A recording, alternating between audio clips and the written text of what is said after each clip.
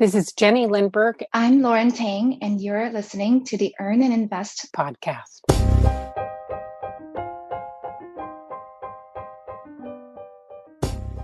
I've heard the dream often, especially in the financial independence community. Maybe we could buy a bunch of houses together, share resources, build a neighborhood. The key idea is to bring together a group of people with shared values and a similar outlook on life. But it never seemed to make it past the dream stage for us. But there are communities popping up around this country that do just that. They're called cohousing communities. Could one be right for you? And what do the economics look like? Could this be another way to meet our financial goals? Jennie Lindberg is a founder of Sunnyside Village Cohousing, which is a cohousing community centered on a large organic garden. They put community first with a focus on solidarity, sustainability, and democracy. Lauren Tang is a physician, a financial independence enthusiast, and the co-host of the In Love and Money podcast. She recently joined the Sunnyside Village community. Jennie and Lauren, welcome to Earn and Invest. Lauren, let's start with you. Tell us about the first time you heard about cohousing. What was the appeal?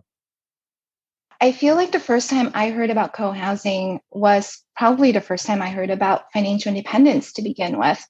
So it was at one of the Camp Fi. Hopefully most of your listeners know what a Camp Fi is, but it's usually a weekend where a whole bunch of us enthusiasts, fire people come and talk and eat and hang out. And I remember having a speaker coming in, and he was talking about this concept where he was building a community from the ground up with local resources, with like-minded people, and he called it co-housing. And that's really stuck in my mind for like 5 years. And of course, like most people, I'm not in a position to go out and find a new community and build a home or anything like that. I had a job, or I have a job and home and a life already. But this past year, I was feeling like it was time that I really explore the fire, whether I wanted to retire early now. And it was natural to go back to this kernel of an idea that I had or heard about 5 years ago, co-housing. And that's how I found Jennie and her group out in Seattle. And I'm so excited that we're talking about this now because I feel like I've come full circle. I've heard about this idea 5 years ago in the FI community, and now I'm helping to build a co-housing community five years later. Jennie, Lauren talks about hearing the idea of co-housing first 5 years ago. Tell us, what is co-housing? Is this a new idea? Not at all. Co-housing was kind of discovered in Denmark 30 or 40 years ago by Katie McCammett and Chuck Durrett, who were married at the time, and they're architects, and they ran across co-housing and said, wow, this is really amazing. We need to bring this to the United States. And so they're generally credited with bringing it to the US. Jennie, what was your original inspiration? Well, it's quite different than Lauren's, actually, and it's kind of a sideways story. My husband and I were visiting an old friend of his from high school who lives in Berlin, and he's a political science professor at Rutgers. Frank Fisher, very well-known, lots of books, and I totally respect this man. And we were sitting in a cafe in Berlin, drinking coffee and talking about the world in general. And he said, I have a fear for democracy. He said, I'm afraid that democracy is in danger. And I think that the places that democracy can exist and can continue are in the eco-villages and in co-housing communities. And my husband and I looked at each other and said, what's an eco-village and what's co-housing? So we started exploring that and researching it and figuring it out. That was about 5 years ago, just like Lauren. And we decided that co-housing really fit more for who we are and our stage of life, and started researching it more and more and learning about it, going to conferences, visiting a lot of co-housing communities and talking to people. One thing I find really interesting about the co-housing community is how nice people are, how kind and helpful and generous. So many people have been very, very generous with helping me learn about what it is and helping me get this started, us get this started. Lauren, I find it interesting. Jennie is talking about coming to co-housing almost from a political perspective. Democracy is changing. Maybe these are the pockets where it can flourish. I get the feeling you came at it more from a financial viewpoint. Does co-housing fill some of your financial needs? Is it a financial solution? It could be, but actually for me, I don't feel like it's the financial aspect was the driver. I felt like the personal aspect was more of a driver for me. I think for a lot of us in the FI community, we are like dollar and cents people. This is what we start out trying to figure out, our budgets. How much do we need to have in the bank in order to retire? How much can we spend? All of these things. And we help each other with that. So it doesn't take a long time for us to figure out when we can retire or, how much to save and all of these things. So I feel like for a while now, I've moved past the dollar and cents, and I've moved towards sort of what am I going to do with the rest of my life once I leave my work, once I fire, once I launch this rocket that I've been thinking about for so long, which is retire early. And the personal aspect of building community, building a lifestyle where I'm focusing on physical health, mental health is the most important. And I think in order to do that, you have to have a strong community with you. You have to build relationships. You have to live somewhere where you feel like you belong and the people that are around you are helping you to achieve your goals. And I think co-housing, that's one of the main values, sort of like the building block and really building the community physically and socially from the ground up. Lauren, do you feel like the values of the co-housing community and the financial independence retire early run parallel? Yeah, I think they're very adjacent. What we're talking about in co-housing is living sustainably, being environment conservations. So we're talking about a lot of things that are very adjacent to the values of financial independence. If you're talking about how do we conserve energy by having solar power? How do we conserve our water by draining our water in a way that can feed our gardens and conserve our natural resources? How do we pool our personal resources into the community so that we share our physical belongings, but also, all of the personal resources that we each bring to the community? All of these things have frugality and practicality built into that. And that's what financial independence is. Jennie, we're talking sustainability and practicality. Help us imagine kind of the physical plant of Sunnyside Village. What does it look like? Because a lot of us listening, we might have vaguely heard of co-housing, but I'm not sure we have a real view in our mind of what it looks like. Yeah, in our particular community, we will have individual cottages. So when Lauren says we're going to share resources and tools, she's not talking about co-living. Co-living is generally considered a number of unrelated people living in a large house together. And that's a different format. Our co-housing community, because of the zoning that we particularly have, is individual cottages, which will be clustered around kind of a courtyard area. And then we will have a common house, which will belong to all of us. And that's the place that we can gather when we want to and have shared meals together. We will have probably 3 shared meals together a week.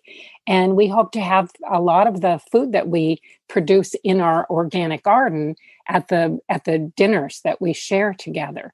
So a lot of co-housing communities are more of an apartment style condo. So you can see that. And some of them, like ours, are individual cottages. I want to talk in a moment about the garden because it seems so central to the community. But before I do, Lauren, Jennie was just talking about the difference between co-living and co-housing. Does ownership play a role? I mean, when you were looking at this, why wouldn't you do, for instance, co-living was there still a part of you that said, well, I would like to own some property, something that might still have some value? Yeah, I mean, I think whether you are living, in a big structure. So I saw a lot of communities built around, condo living. So you sort of build this huge structure and you each have your own apartment or something like that. And it's very similar to where I'm living now, living in a big city like Chicago. We all kind of live in sort of these concrete boxes. And it was very similar. And I wanted to break out of how I'm living, but also having some similarity too, meaning that I still own my own space, that the space is mine. But then when I wanted to, the adjacent space, I could walk out my door and see a friendly face, see my friend, see my neighbors, have activities, learn or play or read. All of these things are just outside my door, but I do still have this private space that's really integral, I think, to our health as well. So I think that was attractive. It's a combination of the best of both worlds, where you have privacy, but also community at the same time. So, Jennie, each person eventually will own their own cottage, but at the center of the community is this community garden. Why was that such an important part of the plan for you? Well, for both my husband and I, just connecting with the earth, literally getting my hands in the dirt and pulling weeds and growing food that I can eat, it's something that I've really always wanted. I can remember as a teenager, our family had a garden, and I can remember going out into the garden thinking, what can I cook for my family that is just out of the garden? So it really was from a very long ways back that it was interesting to me. And I've learned more every year. For me, it's part of my spirituality as well as my connection with the earth growing. I will pick raspberries this afternoon and take them to my family. And so we've got a lot of raspberries. We had strawberries earlier in the year, and we'll have a lot of tomatoes, and we have a big freezer that we can preserve those things to have them all winter and share them with people. Sharing the food with people that I produce it's important to me. It's really part of who I am. Lauren, I can't help but think as we talk about this, it seems like co-housing fills a lot of needs, right? There are some religious aspects, I think, to it. There's certainly some sustainability aspects, even governance. It hits me that most people kind of use their house as a place to live, and then they look for other communities around them, sometimes even separately, that aren't really related to where they live. Why connect the two? Why is housing in the same place that you build community so important? Well, I think you're more likely to do something if it's close to you. I feel like one of the reasons why at least I feel very insular at times, living in a huge, bustling metropolis, even though, there's 9 million people around me, literally 9 million people, yet sometimes I still feel lonely. Somehow I still scroll through my phone looking for something to do. Somehow I'm wondering, where are all my friends this weekend? It's not built in. You really have to make a huge effort most of the time to find activities because things aren't immediately around you. So I think co-housing, that's the concept, that things around you, it's part of your life. The community is part of your life. And since we're talking about financial independence, I think it can be a more inexpensive way to live because as Lauren's talking about your entertainment, instead of, throwing all the kids in the big SUV and driving off to wherever and paying however much to park and, pay your admission fee and snacks and all that stuff. Instead of that, you grab your box of Tupperware homemade cookies and you walk down to the common house. And that's where you have your entertainment and maybe your book group and maybe a talent show. And of course, that doesn't have to be the only entertainment you have, but I think it can be a really much lower cost way to live. And I also think that there's the values of non-materialism and not striving to look better than your neighbor. So it's not keeping up with the Joneses. We're all pretty equal. We don't focus on how much people make. We just focus on having a quality of life. And it doesn't really matter how much each individual person makes. So it can be a lower cost way to live as well as a more satisfying and meaningful way to live. Jennie, let's talk more about values. I noticed when describing community, you use the terms solidarity, sustainability, and democracy. Obviously, you were very thoughtful about how you wanted to define this community. Why were those terms important? Well, I'll tell you, those terms actually were brought by one of our members who is a democratic socialist. And those were his words. They're a young couple. Actually, they're a little side note. One of the exciting things about them is that they have miniature goats. So they're going to be bringing their miniature goats to our community, which we're all excited about. We're trying to attract young people too. This is something that very often is attracting older people who are retired or semi-retired. And we really want to have a multi-generational community. So by having this young couple bring those words into our website, it felt current, and it felt like a way to really attract progressive young people who want to raise families and raise their children in a really progressive way with adults who will be supportive and respectful, whatever their lifestyle. Yeah, Lauren, it's an important question, right? Because these are very progressive terms, and yet the financial independence community is not necessarily always very progressive, right? We have some definite conservative aspects to our community. Do you think the progressiveness sometimes turns people off? I feel like the opposite. I feel like financial independence people tend to be the trailblazers. We tend to say to the mainstream media and the mainstream education or financial education, hey, your ways don't work for us. We don't want to work until we're 65 years old. We don't want a 9-to-5 for 45 years and retire for 10 years and then go into ill health. We want a different life for ourselves, and we're going to build it. And we have this idea, and we're going to implement it. So I feel like this is very similar. We're not going to be the typical people who buy a home and pay a mortgage on it for 30 years and live in it until you're like 60s or 70 and then move into a nursing home. We're trying to buck that trend. So I think financial independence people know how to buck trends, because that's what we've been doing for a long time.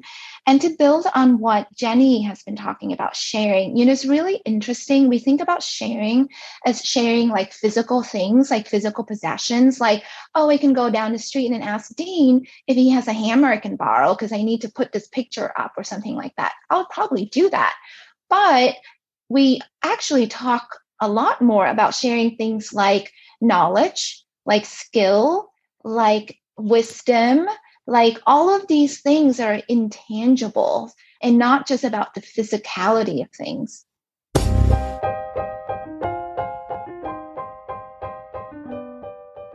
We are talking with Jennie Lindberg, creator of the Sunnyside Village Cohousing community, and Lauren Tang, host of the In Love and Money podcast. And today we're discussing cohousing. We're going to take a short break. I'm Doc G, and this is Earn and Invest.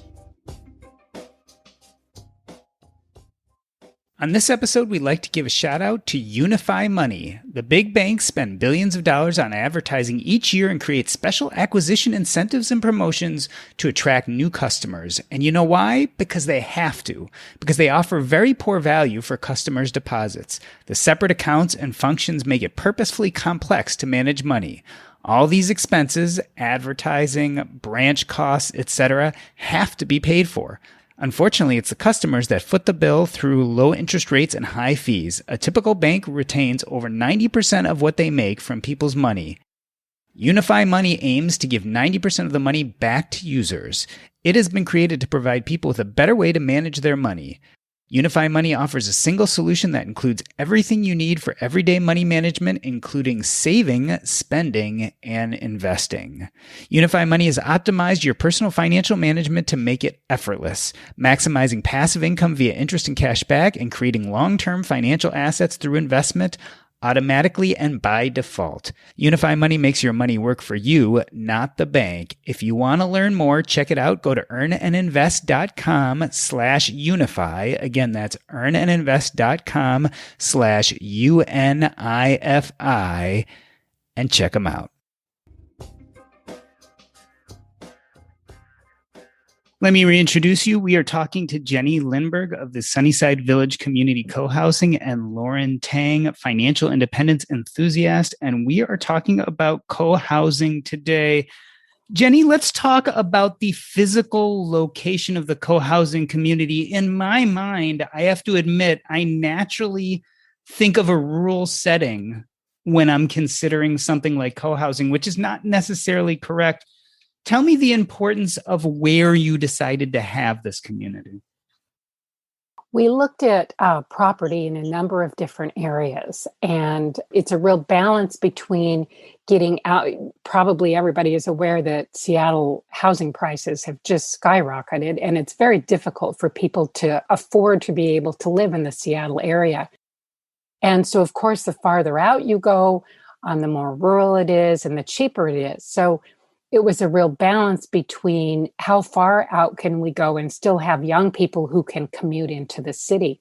So where we're at is about 25 miles north of Seattle, which has heavy traffic. So it's not an easy commute, but it's certainly within commuting distance, and people do commute farther.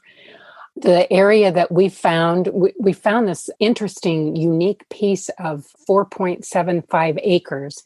It is surrounded pretty much by housing development, but it's right now has a rural feeling. There's lots of trees, and we have what I consider the best feature is right next door to us is 10 acres of woods that's owned by the City of Marysville Parks Department. And they have no plans to do anything with it. It's in fact a wetlands because it has a stream running through it. So it's not much good for them, but for us, it gives us this beautiful green belt right next door that we can walk in the woods and get some connection with nature, and at the same time be like 12 minutes from the downtown Everett Transit Center, which has really good connection, Amtrak, all of the major bus systems, as well as the community and city buses are from Everett, and you can get to anywhere. You can actually have a wonderful Amtrak ride from Everett or Seattle up to Vancouver, BC, or down to Portland. And it's a lovely one-day ride, and it's pretty convenient. Lauren, you're a young woman living in the city, used to the hustle and bustle.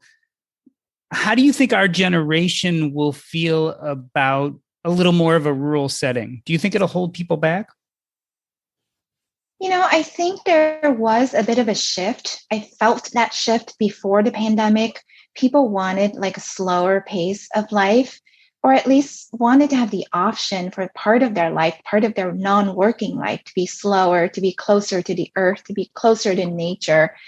And I think the pandemic just accelerated that and just accentuated that. So, I've heard a lot of people say, hey, listen, I'm never going to go back to a completely in-office work environment anymore. I'm going to be based at home a lot of the times. Most of my friends who have been working from home intend to never go back to the office, or at least definitely not 100% office time anymore. And so I think for this generation, we're looking away from, again, that office setting where with the fluorescent light shining down on you for 40 years until you're 65 and you get the gold pin and you get sent off into the sunset and you don't know what to do with your life. I think that's not attractive for us. It has not been attractive for a long time. And we've been looking for a way out of this maze. And the pandemic has just shown us that, hey, there's another option. You can do all of these conference calls and you can do all of this work, and you can be just as effective and efficient without having to commute into your job every single day for 40 years. And I think that's really significant. It's influenced the way we're developing our community. The younger people in our community wanted a place in the common house to be able to work from home. And I have to admit, my first reaction was, wait a minute, this is the common house. It's for all of us. Why should we provide a space for you to be able to work from home, work from your own home? And as we continued to talk and I understood what they really were talking about and what they meant, we designed a room that we call the quiet room that will be pretty versatile. During the daytime, Monday through Friday, it'll be a workspace and it'll have really good internet connection and printers or whatever, physical equipment is needed there. And big cupboards against the walls so that in the evenings and weekends, we can open the cupboards and it's the craft room and it's maybe the sewing machines and all the different crafts that people want to be able to do that take up too much space in your home. But by working together and sharing that space, it will be a very multi-use space and comfortable for people to do Zoom meetings or do partial commutes. Because I hear young people say that too a lot, Lauren, that I'm not going back to the office full time. That didn't work for me. There's too many advantages to working from home now. So it'll be interesting to see how the pandemic, maybe we can bring the best out of both of the worlds. Jennie, help me envision here, because I'm trying to figure out who are going to be the people who live in a co-housing environment. And certainly I can see retired people. As the young people go, do you see the doctors and lawyers and the professionals who are commuting on a regular basis being a big part of the community? Or do you see that it'll more be enticing to digital entrepreneurs, people who maybe work less and live more off the land or find ways to spend less time in the traditional office setting? Actually, our members are most of those groups. We have actually significantly, what we have a lot of is people who don't have grandchildren and people like me who really want to live around children but don't have grandchildren. So we have the people who are involved in the digital world and have kids and do some homeschooling, work from home. We have retired people who are wanting to just spend more time in the garden and be able to be around the kids that are in the community, as well as we've actually got a number of health professionals, which I find fascinating, naturopath, some yoga instructors, of course, Lauren being an internal medicine doctor, midwife. So a wide variety of different kinds of people. Now, let me tell you a little story, what I understand. I haven't lived in co-housing, so let me be fully clear, but I understand that the children in the community always know where they can go to get cookies.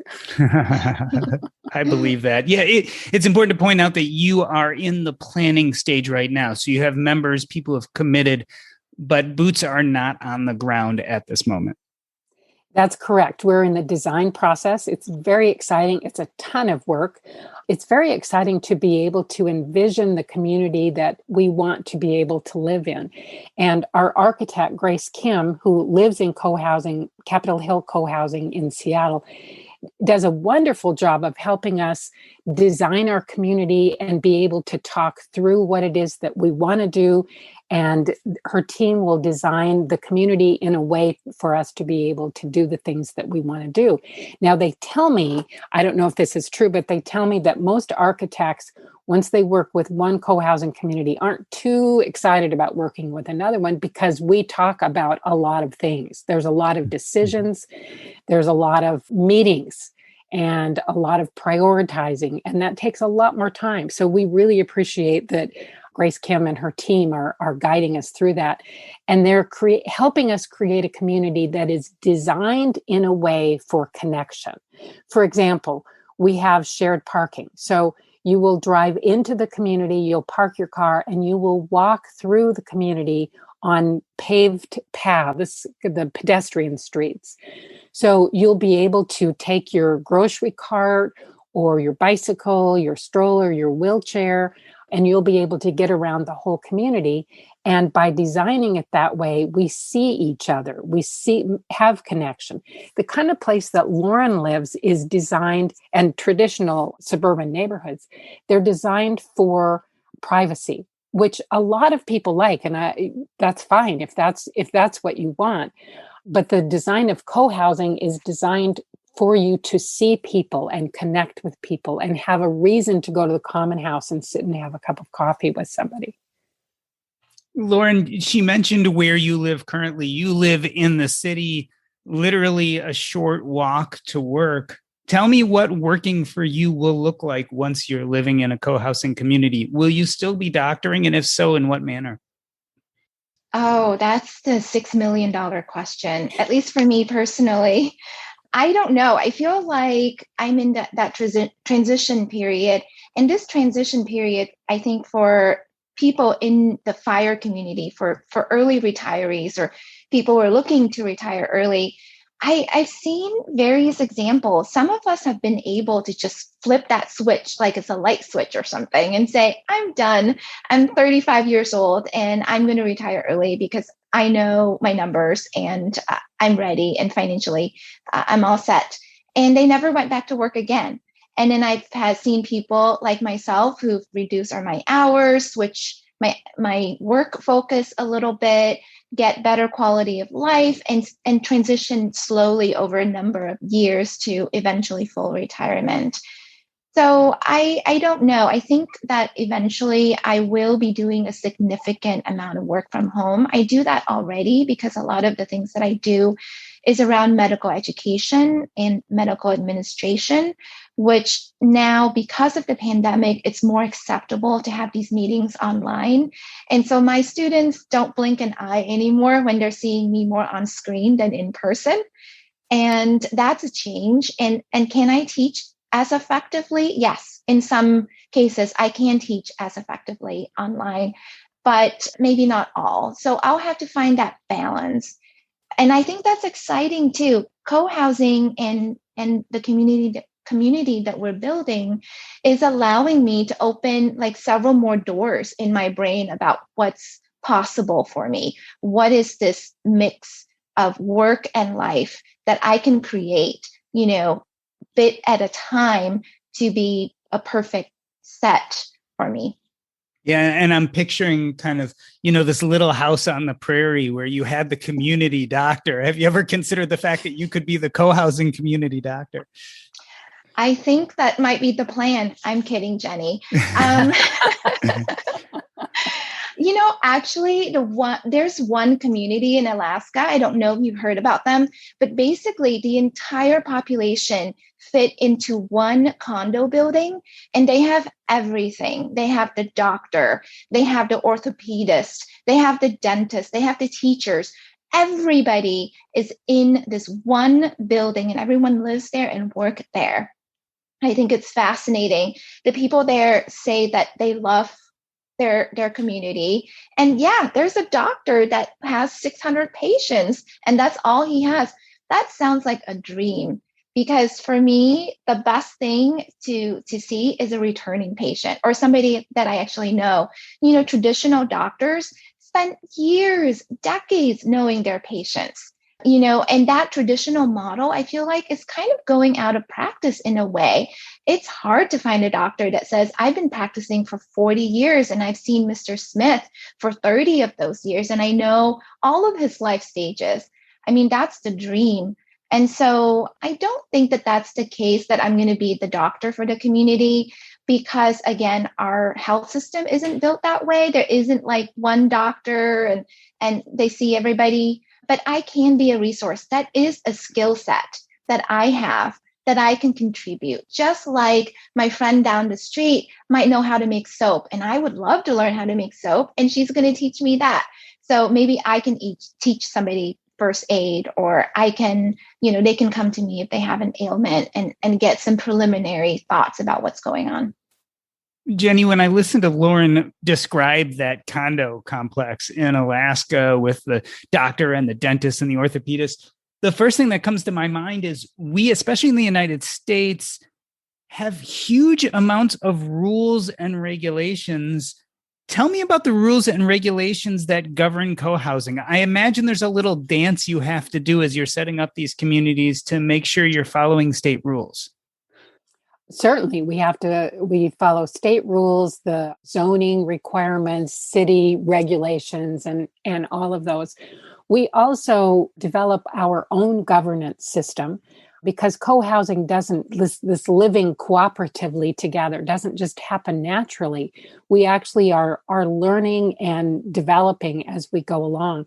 We use a governance model called sociocracy, which is a way of being a very egalitarian, transparent, and yet at the same time, a pretty effective way of getting things done. We don't want to sit around all day long, hours and hours and hours, in meetings trying to force each other to agree. So instead, sociocracy is a different way of having small groups that make decisions and bring those decisions to the big group. So we learn about communication skills and we practice communication skills and we practice disagreeing with each other.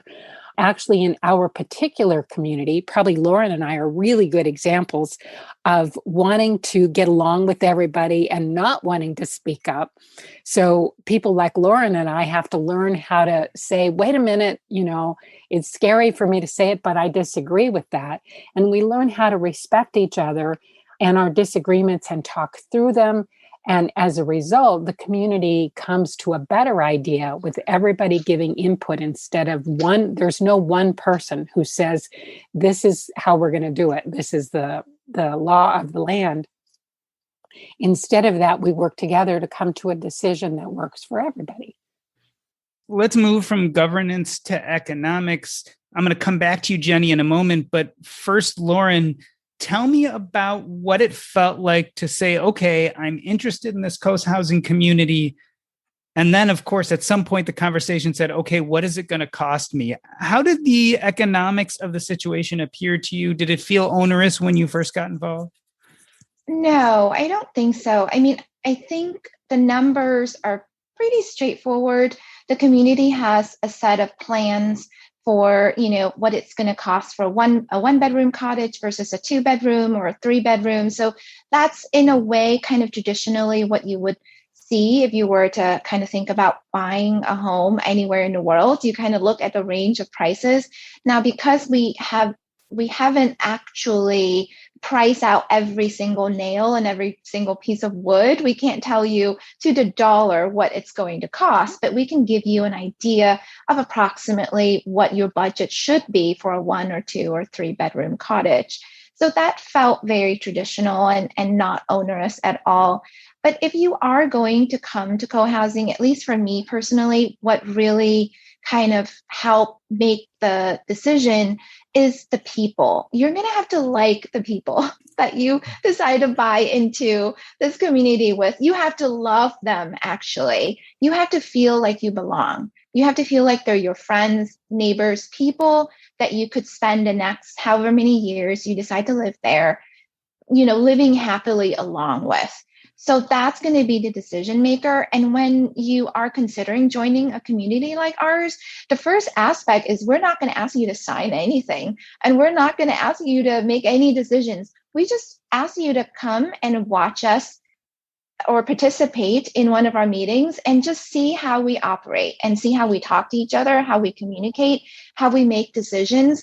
And together we can decide, are you a good fit? Or are you not a good fit for us? And it's a mutual decision here. So it's not like, in that way, it's not kind of like building a house. You're actually going to have to know and like your neighbors before you go in and build this house or buy this house. And that's different because most people don't go and meet their neighbors when they're touring a house and deciding to buy it. So that's very different. Jennie, are you willing to speak about some of the specifics? Like economically, what does it look like? How much money do you have to start with putting down? How much do you know about the final costs for the different levels of cottage? How does the process work? The truth is we don't know. We're in the middle of the design process. Like Lauren said, we're on the verge of knowing. We should know pretty quickly, but we're just trying to find a builder. And we're going to be working with a modular construction company that is actually in Marysville, about 5 miles away. And that's going to help reduce costs. Now, the cost of our homes will probably be very similar to the cost of other brand new homes in our area, because the construction company, the builder, everybody has to make their ends meet just like anybody else. So they're not giving us a deal. We have no subsidies, unfortunately. I understand that many European countries, the governments will actually subsidize co-housing because they see it as such a benefit and a bonus for their citizens. But this country, at this point, no subsidies yet. So our homes will cost pretty much what a new house will cost. We are trying to be very efficient and effective with materials. We'd like to build as green as we can, but that, of course, as everybody knows, the more you do that, the higher the cost goes. So it's a balance between being as environmentally responsible as we can and still keeping costs low. So the modular construction, this company will be able to build, they tell me, 5 cottages at a time, and will be able to work throughout the winter. And they're very efficient. Got to tour the factory and was very impressed with their efficiency. So you can reduce the waste. I think construction companies traditionally have a lot of waste with the supplies that they have. But this company will know that they're building, will have about 30 cottages. They'll know that ahead of time. They'll be able to order just exactly what they need. So the members provide the money. We have no outside money. So the members, Lauren and I, contribute money to our LLC. That's the money that will build the roads and the utilities and put all of that stuff in. So we essentially, not literally, but essentially, we're contributing the 20% down in cash to the LLC, and that's what builds the community. Is that risky? Yep. Is it scary? Yep. Lauren and I have both, I think, thoroughly looked at the risks and decided that it's a pretty safe risk. Yes, it's a risk. I'm not looking at a home that's already built and saying, here, I'm going to give you this money, give me the key. Instead, we're looking at a vision and a dream. It's a financial risk based upon, any risk really, and money in particular. I feel like you have to trust the people that you are working with, collaborating with. And I think in this, if you were to go out and buy a house, you kind of trust your realtor, right? You trust kind of the housing market, that is a good housing market to buy in. You trust that the house is in good shape and that you're not making a bad investment. This is kind of the same thing. And because we don't have a physical structure yet, we've got the land, we've got the architect, we have the group, we have, money in the bank that we're using to get the project on the ground. We have some stakes in the ground, spacing out where everything's going to go and what the rooms are going to look like. That's what we have. And we're building every day, piece by piece, the cottages, the community, and all of that. So if you are coming in, you do need some trust. And which is why we ask that you spend a lot of time with us, explore our community. It will take weeks, months before you could even make a decision. We actually don't want people to come in and make a decision right away. We actually don't want like a huge number of members. We're pretty deliberate in terms of selecting people that are appropriate for our community. So we have a good thing going. We have a great community and a great piece of land and a great location. We want great neighbors. We want great friends. And we want it to be for you to be as good of a fit for our community as for our community to be as good of a fit for you. So yes, it's money, it's finances, it's buying a house, and there will be trust, but we don't want you to make that decision until you have full trust in us and what we're building.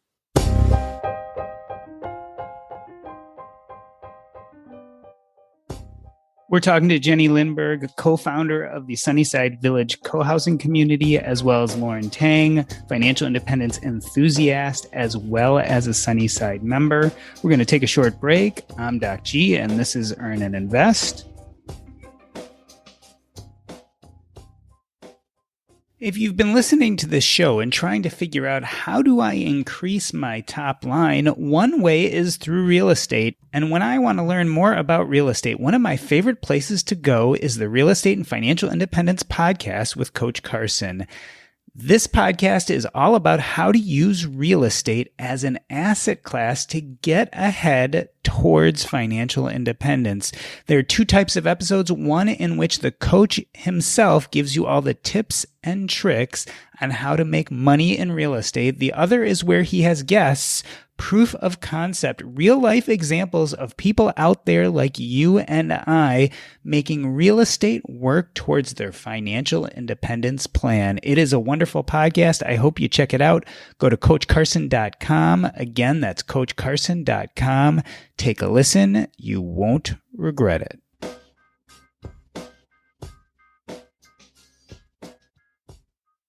We're back with Jennie Lindberg, co-founder of the Sunnyside Village Community Co-housing, as well as Lauren Tang, fire enthusiast. Lauren, let's talk about some of the downsides. I hate to use the C word, but has anyone asked you if you're joining a cult? Does it sound like a cult? I guess it might. I mean, I feel like if I hadn't heard about this in the FI community 5 years ago, maybe it would have taken me a little bit longer to trust the concept. But co-housing has been, like Jennie said, around for decades. There's a lot of data about how these community works and how they can improve the mental and physical health of the people who live there. So I don't think it's a trust. I don't think it's a cult. No one's like asking to brand you or anything. I think, or like making you drink things that look suspicious or anything like that. I think, it's really interesting because I was thinking like, which group would want to hear about co-housing? And the first group would be the financial independence group, because I think, like you said, we've been kicking the ball around, thinking about how we would want to create a community for ourselves. And so I think we know that it's not a cult, at least in our community. One of the main reasons that it's not a cult is that there isn't a central person who's the figure that is, dictating what everybody thinks and feels. It's definitely a group issue. There's a lot of transparency and egalitarian decisions. When I'm working with people who are interested in maybe becoming members, and often they're either their adult children or their parents will be interested. And I always say, please invite them, have them call me. I want your family to feel comfortable that they know what you're getting into. Because, you can imagine we've had a couple of adult children who are suspicious that mom's being maybe taken advantage of or somebody's trying to get her money. And we don't want to do that at all. So by being totally transparent and explaining to everybody what it is that we're doing, that's really helpful. Yeah, I imagine also, Jennie, that once the shovels start hitting the ground and the cottages go up, that will also be reassuring. What do you think the time course of getting this village built is? When do you think the first cottages will go up? And when do you think you'll be done? Well, we think that we could probably break ground in 2022. And because we're using modular construction, it should take about 8 months rather than 12 months. So that should shorten the time. So we're keeping our fingers crossed that we will actually be able to be moving in by the end of 2022. And Lauren, if someone is looking from the outside and thinking about co-housing, of course, you can go to the Sunnyside Village website, but where else did you go to find information about co-housing when you were first looking into it? Are there some good sites or some good places to research? Yes, there are. I mean, you can probably just put co-housing USA in the Google search box and you'll get, hundreds of thousands of hits, and you can start there. But there's cohousing.org. which is kind of like the main site where most co-housing communities register with. And you can get a lot of information from there. There's a section that I really like, which is called classified or looking for members or something like that. And basically it's like a shopping list where you can go through and say, okay, I want to live in California. Are there any co-housing places in California that has spots for members or properties that I can buy? So you can start from there. So, think about if you are considering co-housing and maybe you want to move across country, or maybe you just want to move down the street and you just want to move into a co-housing community. Start with cohousing.org and search by geography. And you can go from there to the actual website. So let's say you find something in California that you like, you can go to the actual website, you can look around, you can contact people. I just want to reiterate that the people in co-housing are the nicest group of people I've ever met in my life. And it is really funny because you could contact somebody, just as an interest. And even though you no longer think that their community is appropriate for you, they continue to be your friend. They continue to be a resource. They continue to email you and check in on you and all of these things, which is really interesting because there is no agenda here. The agenda is, how can I help you? The agenda is, how can you and I form a relationship that's cooperative and beneficial for both of us? Start with cohousing.org. And if you want to, reach out to us. Like, even if you don't think that co-housing in Seattle, in the Pacific Northwest is right for you and you're considering something else, but you just want to talk to somebody, you feel free to reach out to me or to Sunnyside. We're happy, or at least I'm happy to talk. Jennie, is co-housing for everybody? I mean, what types of personality traits generally fit well into these type of communities? Co-housing is not for everybody. No, many of my family members think I'm crazy. They're even more introverted than I am.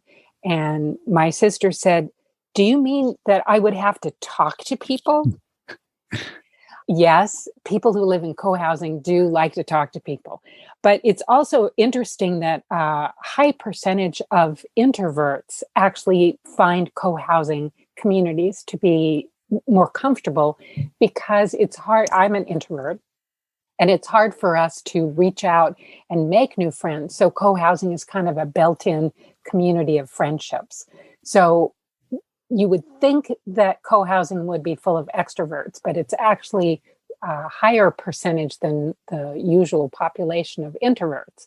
Certainly extroverts love the availability of people around and the ability to go to the common house and just sit and chat with people informally.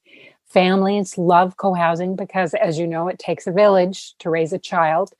And I think that raising a child in a co-housing community can be just a really wonderful experience for the child. They get to be around other adults besides their parents, be learning from and influenced by.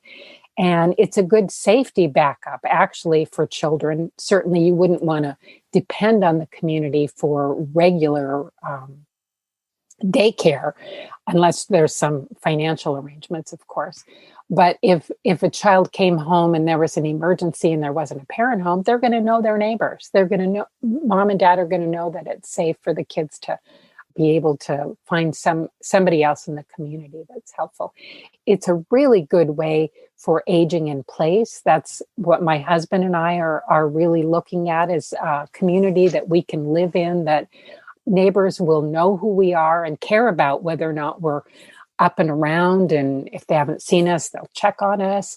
Our homes will be designed with universal design. So not fully wheelchair accessible, but able to, the specific things like the hallway size will be wide enough to accommodate a wheelchair. So you wouldn't have to redesign your whole entire house if you ended up in a wheelchair. So universal design and an eye for aging in place. So a full spectrum of families, single people who want their own privacy and their own space, but yet want to know the people around them and know the people around them care about them and know what's going on with them. Well, it's been a joy talking about co-housing, Jennie and Lauren. I'm thankful, especially in this time of the pandemic, we really get to realize the importance of our social, emotional, and even financial well-being. And I think co-house is one of those answers to what we've been missing in modern day society. Jennie, if people want to learn more about the Sunnyside Village Cohousing community, where can they go on the internet to learn about it? Our website is sunnysidevillagecohousing.com. And every week, on Thursdays at 5:30 Pacific time, we do an introductory, just 1 hour Zoom meeting to tell just an overview of who we are and what we do and what the next steps would be. And you can get that link on the website. This has been the Earn and Invest podcast. On behalf of myself, Doc G, I wanted to thank Jennie Lindberg and Lauren Tang. That's a wrap.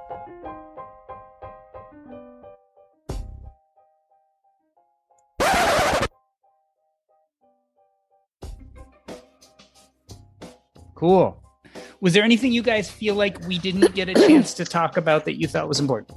No, not at all. I think you did a great job. I thought we covered everything really well. And Lauren, you did wonderfully. Oh, you did too. Yes, I thought we covered everything. Wow, you both did a great job, but I love the way that, the questions were very intentional and kind of lead through like all of the things that people who are listening to it for the first time would be like wondering, like, how much does this cost? And what is this? Is this really a cult? So it's really great. Right. Yeah, it's important. I mean, Lauren, you know this too from doing your own podcast, is my job is to convey to you all the questions that I imagine all the audience members are thinking as they're listening at the moment, but also to create an arc of conversation. And I think co-housing is something we've all kind of vaguely heard about. And I think a lot of us kind of accepted, oh yeah, that's kind of a cool idea, but don't really know the ideas, nor do we see it in true action. So that's kind of why I thought when Lauren talked to me about this, I was like, yes, I think it's great to do an episode on that, because I feel like we need to make concrete this vague ephemeral idea that we all kind of know, oh yeah, that sounds good. And it certainly goes along with our community. A lot of people in personal finance, and especially in financial independence, really kind of are into that sustainability. I can't tell you how many times I see in these forums where people are like, wouldn't it be cool if we could live in a community and we wouldn't all have to have lawnmowers because we'd have community lawnmower, and we wouldn't have to go to the cobbler to fix our shoes because Joe over there fixes his shoes, but I'm a cook, so I could make dinner for them. And, you get into these conversations and they all tend to be very pie in the sky because people don't really take action. So I thought it would be really good to highlight how you've taken action and what that really looks like. I appreciate it. I think this has been really good and really helpful and really useful. So yeah, I appreciate the ability to talk about it.